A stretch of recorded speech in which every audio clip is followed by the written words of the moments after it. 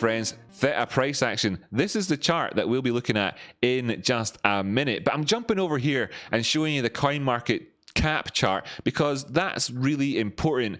Seems to do that, right? I don't know why, but apparently this helps with engagement. So if I just kind of like click a couple of different buttons on this one, maybe look at it and say something more or less vacuous and meaningless, like prices have gone up a bunch and dropped a wee bit since. That's good. Prices gone up loads. Great, good stuff. And oh, we had target of something and it's above that now. Great, groovy. Checked all those boxes. Think that we're ready to move on. Now I'm going to do the news section. I'm actually going to get to the TA, you know, in a second, in a minute, forgive me, but I'm going to do the news section real quick. I'm going to do news by just clicking on a couple of different YouTube videos within the last within the last day or so, and flicking in and showing you, yeah, look, it exists, right? It exists. Now, is it meaningful? No, it's not. Here's some more news that exists, right? Okay, just so that you know news exists.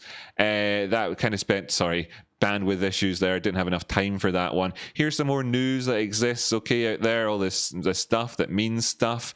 Theta token pumping plus news. There you go. That's what everybody wants. Here's a diagram for you. Good stuff. Glad we covered off all that purely essential stuff. Now we'll go back over to the only thing that actually means anything at all, and that's looking at the prices. And also we'll do it in a way that's one, educational, and two, enlightening, and hopefully the third crucial way, which will help you be a more profitable trader, right? If you like the sound of any of that and it seems good to you, hitting the like button is appreciated. Here's the intro clip and everything. That's my name, Rocky Outcrop, Crypto Technical Analysis. That's what we do here. It's professional level stuff, but it's delivered to people in a way that makes it easy to understand. This is during a live stream, by the way, people. Check that out. Join me for a live stream. I'll just read out a comment here as well. I relate to the struggle, Rocky. Feels like the story of my life. It never fails to amaze how people will spend so much energy to keep their head in the sand and avoid reality and meaningful growth. Well, check it out. So you've tuned into the right video at the right time. Now, full disclosure, right? I haven't pre-planned this episode right now. I'm not actually, you know, working out in advance what I'm going to say to you and trying to come up with some sort of clickbait thing or whatever. Whatever happens to be the case at the end of this video is going to be what it is at the end, because what we're going to do is talk about the realities of what it is, right? I'm not going to put on the end of this on the thumbnail 100x. In fact, you know, maybe just for the fun of it, for today's thumbnail, maybe I'll just put Theta 100x in 10 days as the video title or something like that. That would be the clickbait element to get people to drag in here. I never normally do that, and the reason why is because it's completely insane to think like that. Now, what we've got here is a coin which has pumped towards the top side recently, coming in here and actually putting in all-time highs and then dropping down. Now, that's important to point out, slightly distinct from just looking at the chart here and saying it go up and then it go down a bit. So what we've actually done here is we put in all-time highs, and that's important, but we can see that we've done that with actually putting in a body close above the previous highs. So we'll just mark that out real quick here on the chart. Now, this is a chart which is obviously empty. It's got a couple of moving averages on there. In fact, let me just ditch them off there so it's an entirely clean chart. What's that? What's that? Volume, multi-EMA. Oh, I've added that there and didn't even realize it. Whoa, okay. Anyway, so this is what we're looking at. And you can see then that the body closes, which I just tapped that horizontal line off of. Then we go over to the left and see, how did it go? Oh my goodness, it did it, and it did it by the skin of its teeth. So it really kind of pushed up to that.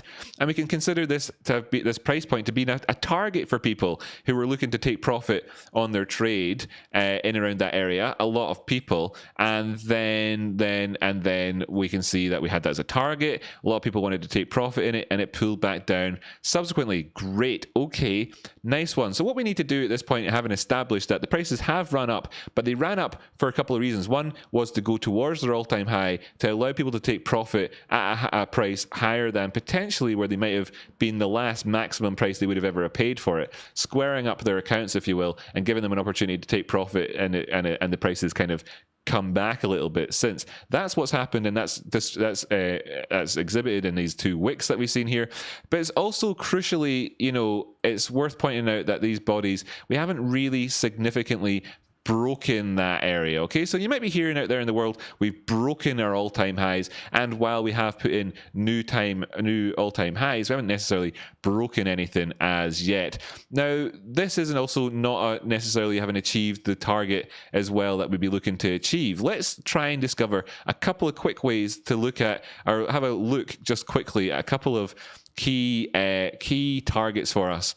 Ways of coming up with key targets. Actually, I'll just show you as well at the minute. This chart is on linear right now. Okay, it's linear. It could be on log. It's on linear. I just got it on linear. I just wanted to know that it says it just there before I make it full screen and that thing disappears, right?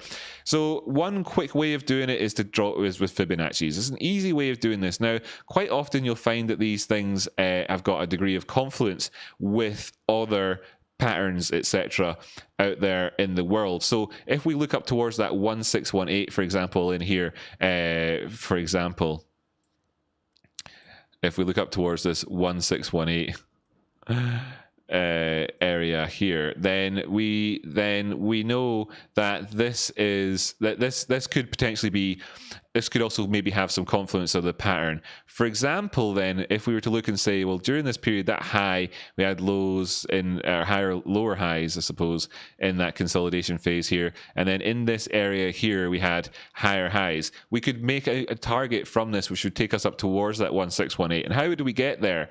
I'll just show you now. When you look at these things, it's so often you might find a debate where one person says this is the pattern and another person says this is the pattern, or this is the pattern, or this is the pattern, or whatever. When you're looking at measured moves, it's coming between the broadest part of the pattern here at its initial starting point. So the angle of this lower section really makes no difference. Look, I'll point the pattern way off with one part going off to the left, right, and one part going way up to the top right, and then I'll get my measured move. And as you can see, this is not a trade. This is not a pattern at all in the world at all, but that's the measured move on it. And then you can see that the pattern is maybe one of these things or whatever, and the measured move, as you can see, as I change it back from being outlandish to reality, it's not changed. Okay, so it's not changed. Popping that in here at our breakout zone, we can see that take us up as high as the 1414, but not quite as high as the 1618. Okay, but now we know we have a target in mind from a pattern. Now, patterns normally, the textbook will tell you to take profit 60% of the way into it. So I'm just going to quickly cheat and use the Fibonacci tool to get 50%, to find out where 60% would be between the lows and the highs just here. And that's in at that area right there where we can see the sort of 15 was where 60% would have been in for that measured move, and that's where the highs came in at. So this whole zone just here was, of course, a profit-taking zone for a few different reasons we've analyzed now. The movement up the way, the previous high, the pattern, etc. All these things that have taken us up towards that zone there. That's how we got there. So that's what they don't tell you when they look at when they do this fumbling around thing, right? So let's just do the fumbling around thing again. Here's the coin market chart, and we moved up a bit, and then we did these things, and here's on the monthly, and as you can see, oh look, maybe they would say that there was all-time highs and the prices moved above them, but you know what is that anyway? There you go, whatever, right? So we've done it properly now, so that's good to know. And oh, I forgot to put in my target up there, my horizontal line, but it's cool. Just it was in it around about that magnet, so that was kind of what we're looking to there, right? And then that's cool. So now we know a couple of things. One, that we could have targets higher up to keep pushing on to. Cool. That we've broken past previous highs, but then fall back below them again. Okay. The hallmarks of an upward trend are higher highs and higher lows. Okay, so we know that if we've just put in a higher high, that the higher low, right? Let's do it. Let's do the pain thing. Let's do the pain thing, ladies and gents, right? That this whole range here had experienced several lows all the way along, and all of these was a real crucial zone. I'll make this a red horizontal line for just so we can, and then I'll put in a higher one here just so that we can see that there's a sort of another sort of zone here, which you don't want to see the prices dropping down below, right? Because upward trends are characterized by higher highs and higher lows. Here's a high, here's a low, I guess, some sideways, here's a high, here, and it's by like the skin of its teeth, like I said. Here's a low back down here. So you've got this whole zone between these regions, which is where the lower end is, right? So this is the lower end. This technical analysis is taking much longer, by the way, than a lot of my other ones do, because I'm making it really clear to you what we're doing here the whole way along, so that it's really clear to you. The more or less the middle of that range here is where I don't want to see the prices going at all anymore. If the prices drop down as low as this and then somehow find some sort of recovery above that area, then this is going to be an extremely good buy price from the current range if we can see that, and that gives you like your easiest to manage risk profile from. Again, if you're looking at this in a really sort of longer term basis, looking for where your best buy would be and how you'd manage it if we saw the prices crashing down the way, you'd be thinking along sorts of lines like this, okay? At the time that this is how you'd be thinking along. Like, I'm going to come back up towards this region of our previous highs. I'm going to stop out if we drop below that zone, and I'm going to get into it around about that area. That's kind of how you'd be thinking about it if you were doing that then. But what's to say, would we be going back down as low as that, right? So are the prices for Theta likely to drop back down to these regions of $11, $10, etc.? Like, is that possible to happen? And how close are we towards having a degree of people feeling like that's the case? Because prices will move when a group of people think, yeah, that's what's going to happen. That's what I think is going to happen. I'm going to put my money where my mouth is. Prices change, right? So whether there are people who were previously long and they think, it looks like this weakness, I'm going to take my profit here, whether they had no position, they decided to start shorting it, whatever, doesn't matter. What we're looking at here is saying that if it goes past a certain zone, there'll be a number of eyeballs looking at it. What zone would that be, therefore? And taking it from this previous low, this Fibonacci retracement, and popping it in up to the highs, going wick to wick, then we can see that the area to look to is right here where we've seen the last couple of wicks come up to and fail to go above. So we have this area here, and that's the 236 Fibonacci retracement point, and we're below it currently. And in fact, not only are we below the 236 Fibonacci retracement point, we've come down as low as the 382 and then pushed up the way since, having then therefore, done, in terms of if we were to look down at a really low term time frame, you already know how you would characterize this price movement. Oh, my phone battery just died. Obviously, need to rethink my my method for how I'm filming these videos. Something's up with that. Something's up with it. Anyway, I'll just hide myself and crack on. So yeah, so then you're looking at Theta, and yeah, so that's the area, the 236. And if you were to describe the price action here that we've seen since the highs on a lower term time frame basis, because say you were trading this on the 15-minute, how you'd be looking at this at this point, knowing that it went down as low as the 382 and as high as the previous 236, going between those two areas, the relationship between those percentage price points means that it's obviously above the 236 just here. So when we break up above the 236 on the previous Fibonacci, it means that we're pushing past the 50% line on this Fibonacci retracement, and we were looking up towards the upper target of the 618. And do we have anything in there that signals to us that there could be profit taken from any of the previous analysis? Yes, we've got this orange box, this red line. So we know that there's two reasons of confluence why, of course, that $15 area is significant for us. Now, pushing past 16 or 15 and then 16 naturally would take us in for our next upper side targets. What would they be? And it's the same sort of scenario we can use to test this out as what we did before. And the 1618 is in there at 1739, right? 1739 would be the next target for it here in this 1618. And the previous 1618 was up there at around about that higher 17 area, just shy of 18. So the 17 to 18 region, 1730 to 1780 is their next profit taking target for this, if we find that the prices are able to sustain themselves above the 236, which they're currently not doing, right? I've just taken it from a slightly different region. This time it's different Fibonacci. This time round I'm looking at the last low before the impulse up the real last low, and saying where the 236 is on this one. Let me just remove the other Fibonacci. 382 here, the 236 between these two zones. So yeah, absolutely. Yet again, if we move up above 1463, very good. But there could be pullbacks all the way up until 1490 on this one. Then we could maybe drop back down the way again, of course, you know, or whatever. But if we actually take out that $15 zone, very good. Looking up towards my next targets. Next targets on this one come in between 1736 and 1780. We do have targets that go on beyond all of that we could come up with. But is there any point in it? Well, let me just ask you the question. I mean, if we see something move by 16% as a trader, is there a need to understand where the next price points are coming in before? What percentage do you look to when trading in order to know when you could take profit on anything? Am I looking to that line for taking profit on it? Yes. Could there be inflection and allow you to do moves like this several times that add up to, amongst them all, a far bigger move in general across the prices? Yeah, there is. Yeah, there is.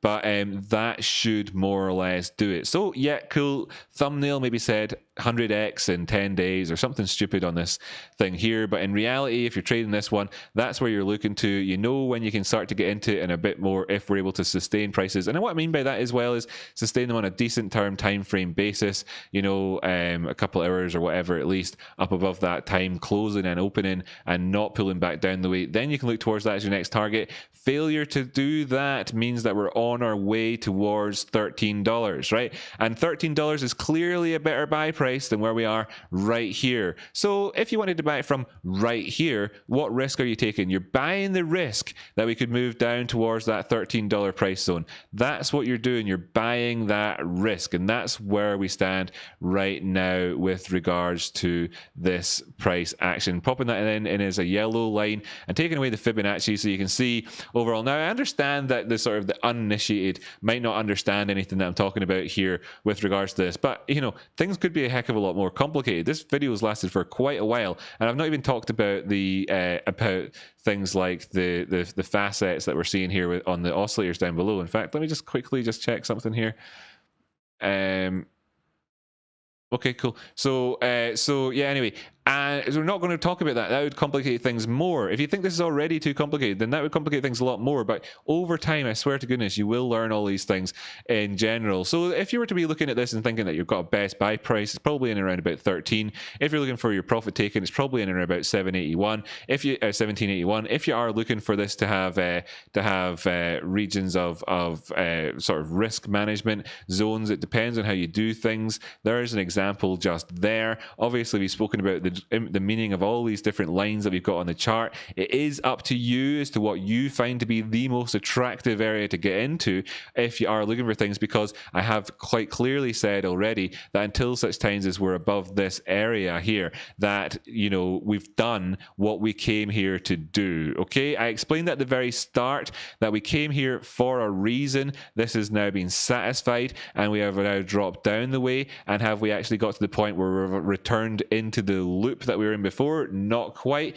Obviously, what we want to do is continue up the way like that afterwards, but we're in this zone, and that's where we are, and that's understanding the markets. I would actually ideally like to take a look at some oscillators, just to point a couple of things out. No divergence, for example, there on that time frame. That's far too small a time frame though for that to be of any significance for us. Looking between this high and the next high, yeah, slight touch of bearish divergence. If you want to write home about it, it's there. Definite profit taken to be had here.